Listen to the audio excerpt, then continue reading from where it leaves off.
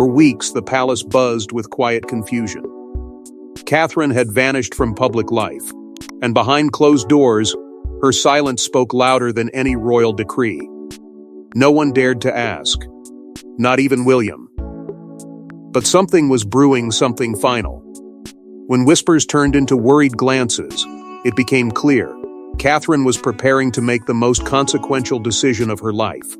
Before we go deeper into what this really means for the royal family, make sure to subscribe so you don't miss a single update. At first, it was subtle an absence here, a cancelled engagement there. But within the ornate corridors of Kensington and the cold formalities of Buckingham, the void left by Catherine's absence was impossible to ignore. A woman once hailed as the cornerstone of the modern monarchy had vanished from sight. Senior aides exchanged nervous glances as they noticed her schedule thinning, her phone remaining unanswered for days. And when she did reappear, it was only briefly and with a forced smile that seemed to mask something far deeper. The once vibrant and commanding presence of the Princess of Wales had been replaced with a guarded figure who walked the halls with purpose, yet avoided every eye. Behind the curtain of duty and tradition, Catherine had been conducting a quiet retreat. Late-night phone calls filtered through secured palace lines, and private meetings were held away from prying eyes, even those of her closest staff. It wasn't just her physical withdrawal that caught attention, it was the emotional distance, the haunting silence, and the unexplained tension that sent ripples through the royal household. And the one most affected by this slow unraveling was William. The prince, known for his composure and poise under pressure, began showing signs of inner turmoil. He'd excuse himself from meetings mid-discussion. His frustration, once hidden behind the stiff upper lip of royal duty, began seeping through in outbursts witnessed by stunned aides. A scheduled briefing with the Foreign Office ended abruptly. A royal garden appearance was cancelled last minute, citing family matters. But no explanation followed. Then came the turning point. Camilla, sensing something was wrong, attempted a quiet intervention. Sources claim she requested a private audience with Catherine only to be coldly rebuffed. The Queen Consort's involvement wasn't welcomed, and that alone raised red flags. Camilla, once subtly pulling strings behind the scenes, had hit a wall she didn't expect. And that's when everyone began paying closer attention. While the press remained clueless, distracted by rehearsed appearances and generic photo ops inside the palace, insiders felt the temperature shifting. Something was coming. A reckoning, perhaps. Rumors began to leak of a document, a letter Catherine had written, personal and sealed, known only to a select few. No one knew exactly what it contained, but its existence alone sent shivers down the spine of the monarchy's inner circle. But as the silence grew deafening, it was the contents of one sealed envelope that would shatter the royal foundation from within. One envelope. 6 pages. Handwritten. When Charles and William read it, they didn't just see words, they saw the end of a dream.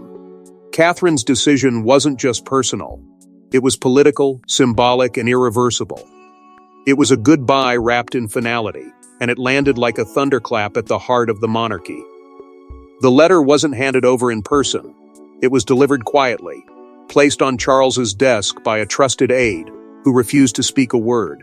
Both Charles and William were summoned privately, unaware of what they were about to open. The seal, once broken, revealed a message so stark, so searing in its honesty, that neither of them could speak when it was over.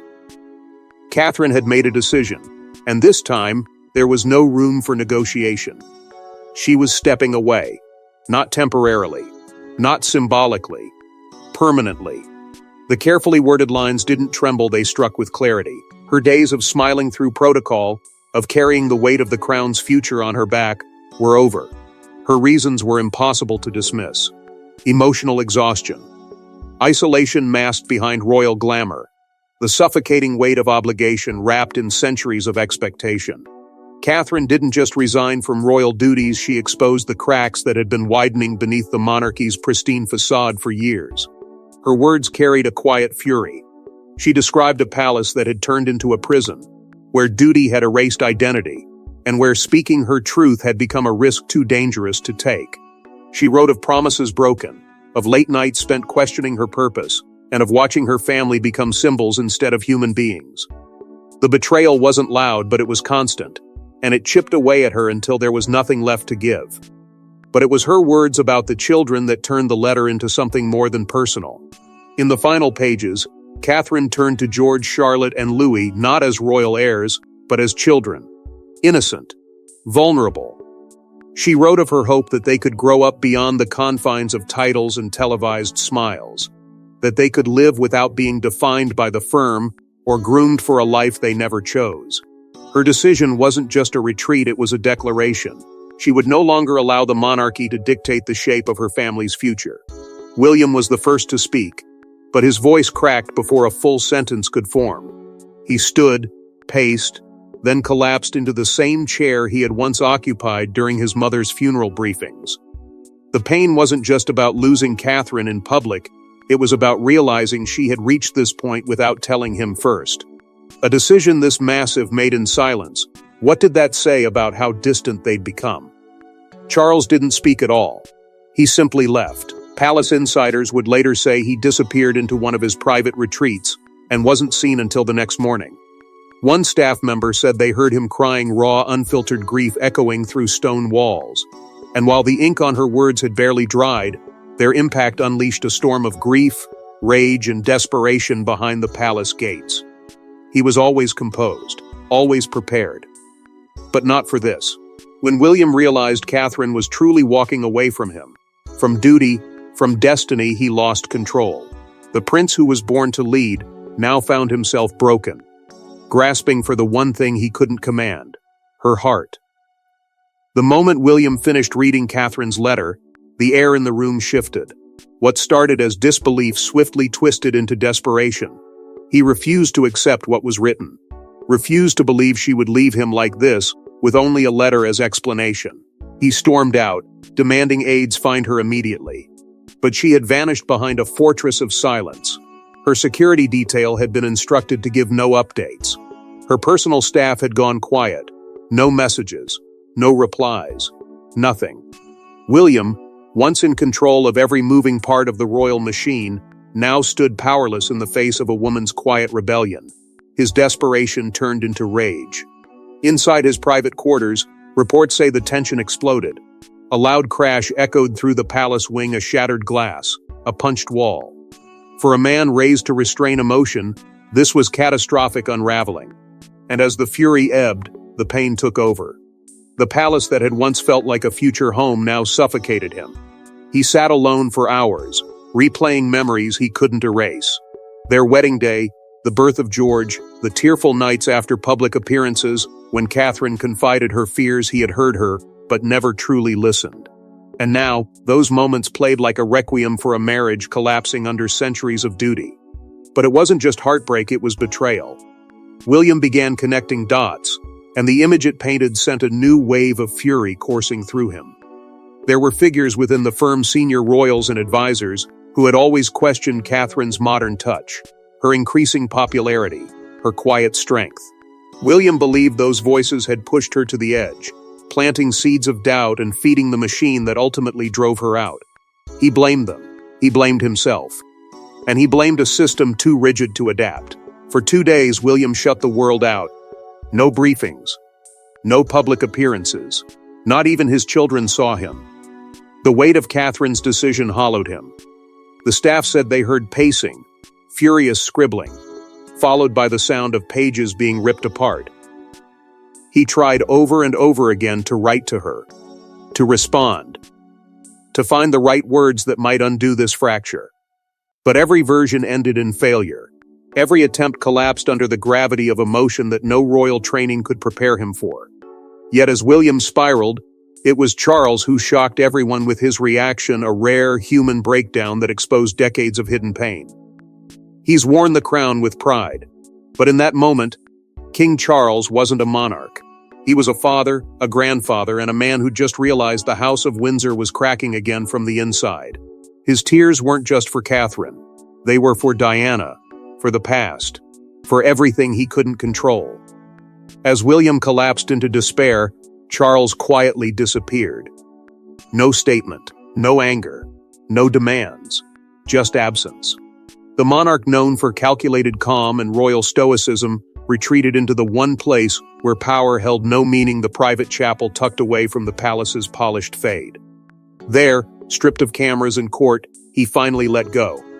Staff who passed by swore they heard it, muffled sobs, long silences, then whispers barely audible, but unmistakable. Diana's name, again and again. It was as if the ghosts of history had returned, dragging with them a weight he had never fully buried. To the world, Charles had moved on.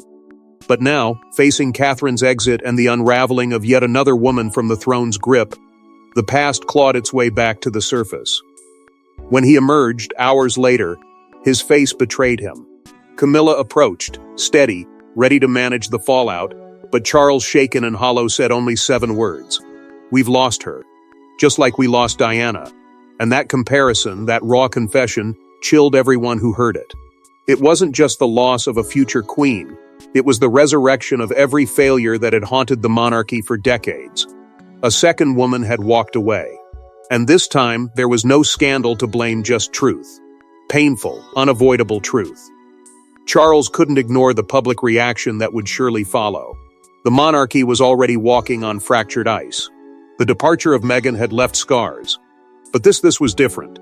Catherine was loved, trusted, seen as the bridge between tradition and evolution. If she had chosen to leave, what did that say about the very institution Charles had spent his life preserving? He feared a renewed wave of resentment from a public already disillusioned by royal drama. Another exit. Another woman sacrificed to duty. It wouldn't be read as coincidence, it would be seen as confirmation. That night, Charles made a quiet but resolute decision. He ordered a full lockdown on Catherine's letter. Only the tightest circle of advisors were to know its content. All copies were secured, burned, or locked in royal vaults. He believed if the words never saw daylight, the monarchy might still salvage its image. But what he didn't understand, what he refused to admit, was that truth has a way of escaping walls, no matter how thick or gilded. Silence was no longer a shield. But even as the palace tried to contain the emotional fallout, Catherine's final move would make privacy impossible. No royal statement in recent history has landed with such force. When Catherine's announcement hit the press, time stopped. This wasn't rumor. This was real. A future queen gone. A royal fairy tale ended. And the monarchy left scrambling for control. At precisely 9 a.m., the statement dropped not from the palace, but from Catherine's legal team.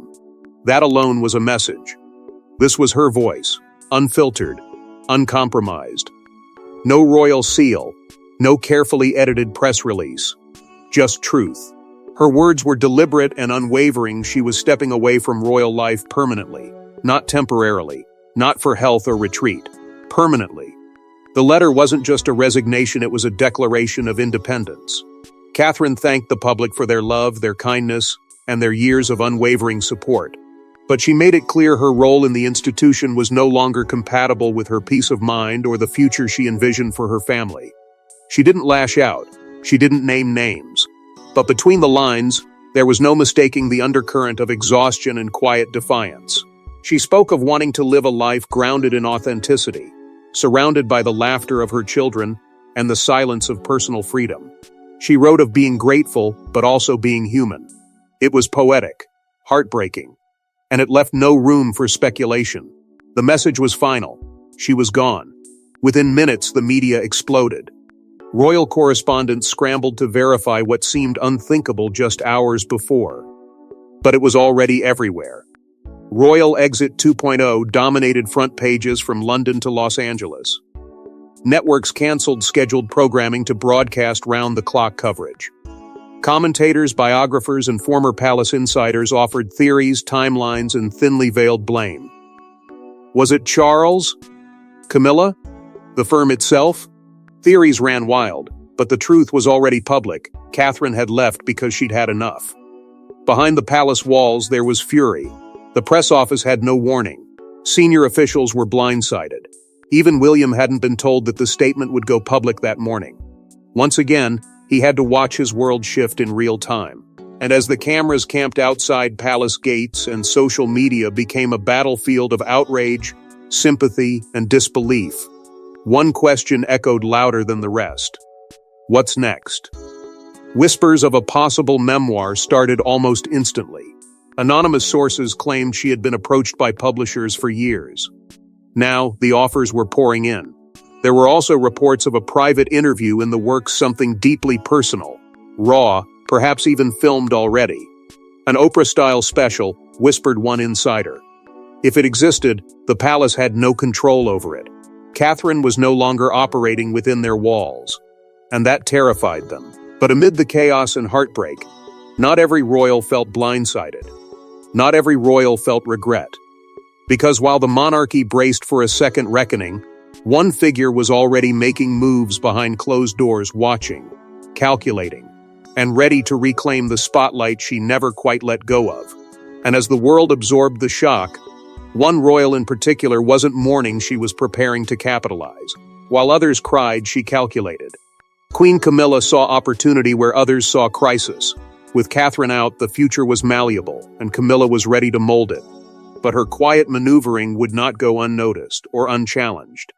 In the aftermath of Catherine's shocking statement, while Charles retreated into grief and William battled devastation, Camilla remained curiously composed. Some would say disturbingly so. As the monarchy scrambled to manage public perception, Camilla began making moves that spoke louder than any statement. Within days, several of Catherine's former patronages, still reeling from her exit, were quietly approached by royal courtiers. The queen consort would be stepping in. Temporarily, of course. But those who knew Camilla understood nothing she claimed temporarily stayed that way for long. Events that had once been associated with the image of a modern, compassionate future queen were now being subtly rebranded under Camilla's name. And she wasn't wasting time. Behind closed doors, she pushed Charles with calm insistence. With Catherine gone, the public needed stability, visibility, reassurance. And who better to provide that than the current queen? She emphasized duty, legacy, continuity. But what she truly wanted was unmistakable: relevance, influence, control. Royal aides noticed the shift immediately. Camilla's schedule began filling at a pace that rivaled Catherine's final active months. And more than that, whispers began circulating that Camilla was advocating for a broader constitutional role, one that positioned her not just as consort, but as a commanding voice in matters once kept strictly ceremonial. What made it even more unsettling were the quiet leaks that followed. Anonymous sources inside Clarence House began suggesting that Camilla had long predicted Catherine's departure, that she had known the pressures would eventually become too great, that the modern fairy tale had been built on a fantasy, not reality. And while no one dared accuse her outright, the tone was clear: Camilla wasn't mourning Catherine's absence. She was relieved, and in some corners, even emboldened. But not everyone was blind to her machinations. William, already on edge, saw through the polished exterior. Tensions between him and Camilla boiled in private. Their already strained relationship turned brittle, laced with resentment. Heated words were exchanged in at least 2 private meetings, according to senior staff. William accused her of filling a void that hadn't even gone cold. Camilla reportedly responded with chilling poise. "The monarchy doesn't wait, William." It wasn't just a statement, it was a warning. And just as insiders braced for another quiet power struggle, Camilla made one move too many. Her decision to take over a joint engagement Catherine had planned with Princess Charlotte ignited fury within the family. It was seen not only as opportunistic but deeply insensitive. The palace was now facing a fresh wave of internal discord, one that risked fracturing what little unity remained. But just when it seemed things couldn't get more volatile, Catherine's final condition for her exit surfaced, and it changed everything. She may have walked away, but she didn't walk quietly. Catherine left behind one condition, non-negotiable, deeply personal, and directly aimed at the very heart of the monarchy. If ignored, it could destroy the crown's image forever. As the palace scrambled to reclaim control, Catherine delivered a final blow, not in front of cameras or through whispers, but through legal precision. Her statement was clear, firm, and protected by the full weight of the law. Her children would not be paraded for the sake of the monarchy.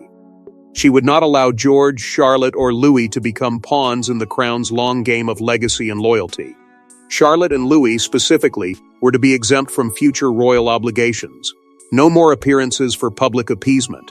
No more curated childhoods dressed in protocol. Catherine's decision wasn't just protective, it was revolutionary.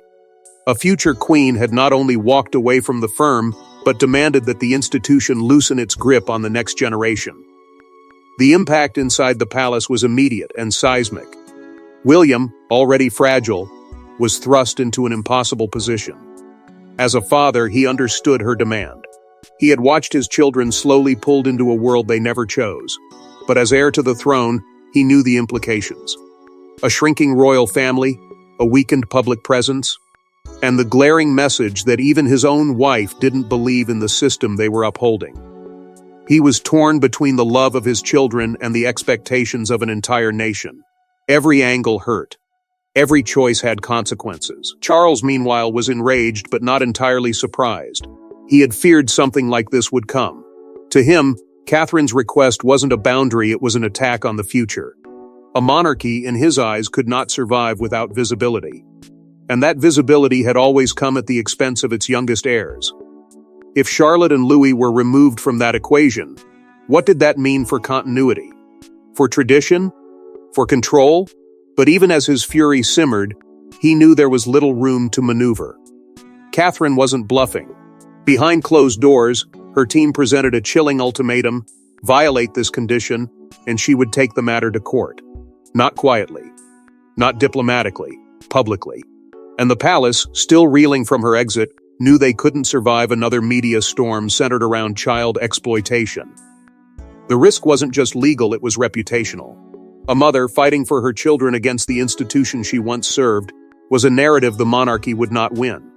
The firm had lost control of the optics, and worse, it had lost moral ground. So now, they were boxed in. If they honored her wishes, the structure of future royal engagements would be forever altered. But if they defied her, they risked triggering a public revolt, one that would paint them as callous, outdated, and hostile to the very idea of family. For the first time in decades, the monarchy found itself paralyzed by a single woman's will, and the cost of resistance was simply too high. But just as negotiations began to unravel, one unexpected voice rose in Catherine's defense, and it shook the royal hierarchy. She's the royal rebel, the no-nonsense warrior of the monarchy, and when Catherine needed an ally, it was Princess Anne who stood tall. Her voice carried weight, her words carried fury, and her loyalty stunned even the most seasoned courtiers. Amid the chaos that followed Catherine's ultimatum, a sharp and unexpected force cut through the silence. Princess Anne. Known for her iron will and unimpeachable loyalty to the crown, few expected her to take sides in a family conflict this explosive. But Anne had seen too much. She'd survived the same institution that had now pushed another woman to the brink. She had witnessed the press chew up her sister-in-law Diana, watched the firm mishandle Harry and Meghan's implosion, and now, watching Catherine's fight to protect her children, she knew the cost of silence. So she did what no one else had dared to do. She demanded an emergency meeting. Not with aides, not with courtiers, with Charles, with William, face to face. The room was locked. The air was thick. Anne didn't come to negotiate, she came to deliver a reckoning. To Charles, she didn't mince words. She reminded him of the promise he had made after Harry's departure, to never let another family fracture reach the public again. And yet here we are, she said coldly. She laid bare the truth that the monarchy's survival didn't rest on rigid tradition but on human decency, and if the institution couldn't protect its own, it would lose the right to lead. To William she was gentler, but no less firm. She looked him in the eyes and said, "Protect what matters, not just the crown." It wasn't advice, it was a command, and William, broken and torn, heard her louder than anyone had in weeks. But it was Camilla who drew Anne's sharpest fire. When the Queen Consort attempted to interject, defending protocol, legacy, and the need for unity, Anne shut her down with brutal precision. "Stay in your lane, Camilla. This isn't your legacy to shape." Those in the room went silent. Anne wasn't interested in power plays. She was interested in righting a wrong, and her message was unmistakable. If the monarchy didn't back down, Anne would make sure the world knew exactly who was responsible for destroying it from the inside. That meeting didn't end in applause. There were no hugs or reconciliations. But it ended with action. Quietly. Swiftly. Within hours, Catherine's condition was accepted. Internal memos were dispatched. Charlotte and Louis would not be required to perform royal duties. Their lives, their futures, would remain untouched by obligation. The palace wouldn't release a statement, but the decision was sealed. And in that moment, Catherine's lone voice had become an unstoppable force amplified by the one royal who had never bowed to pressure, and never would. But even as bridges were being mended, one final twist was about to blindside the monarchy, a new decision that no one saw coming. Just when the palace thought it had seen the last of Catherine, her next chapter emerged quietly, defiantly, and far from the crown's control. But what she's planning now may be even more powerful than any throne. While the royal family scrambled to contain the aftershocks of her departure, Catherine was already planting the seeds of something far greater than titles and tiaras. Away from the cameras, shielded from protocol, she began laying the foundation for a global initiative rooted in purpose, not privilege. At the center of it all was a cause she had long championed: mental health. But this time, she wasn't lending her name to a campaign. She was leading one. Insiders revealed that Catherine had entered discreet but strategic talks with leading global organizations, mental health researchers, and even tech platforms. The goal? To launch a movement that would reach beyond palace walls, beyond British soil, and touch lives across continents. It wouldn't bear a royal crest, but it would carry her voice, raw and unapologetically authentic. And that voice, according to those closest to her, was preparing to speak in a new and powerful way. A book part memoir, part manifesto was reportedly in the works. Not the kind ghost-written in palace-approved language, but one crafted from lived experience. Catherine, they say, has begun working with trusted non-royal advisors, including advocates and survivors, to shape a narrative that blends her personal struggles with a larger mission to dismantle stigma around emotional well-being. It wouldn't be a tell-all, but it would be a reckoning. A story not of royalty, but of resilience. A woman once silenced by duty, now choosing to speak in her own time, her own voice, and on her own terms. There were no plans for a royal return. Not officially. No public overtures, no reconciliation ceremonies. But something far more intimate had reportedly taken place. William quietly, without security fanfare, visited Catherine at a private estate. Just once. And though no details emerged, those close to the family hinted that it wasn't a confrontation. It was reflection. Two people who had been partners in pageantry now simply sitting as parents, perhaps even friends, trying to understand how everything had unraveled and what still connected them. The meeting was brief, respectful, but it opened a door that no press release could shut. Despite her absence from the royal roster, Catherine's influence hadn't faded, it had grown. Polls showed her favorability surging. Her departure hadn't dimmed her light, it had liberated it. She was no longer just a duchess, a princess, or a future queen. She had become something far more dangerous to the establishment, a woman with nothing to prove, and nothing to lose.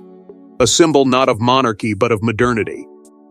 While others remained trapped within gilded walls, Catherine was building something outside of them, brick by brick, moment by moment. And this time, it would be hers entirely. Because in the end, Catherine didn't just walk away from the monarchy, she redefined what it meant to be royal, on her own terms. Thanks for watching. Please don't forget to like and subscribe, and we will see you in next one.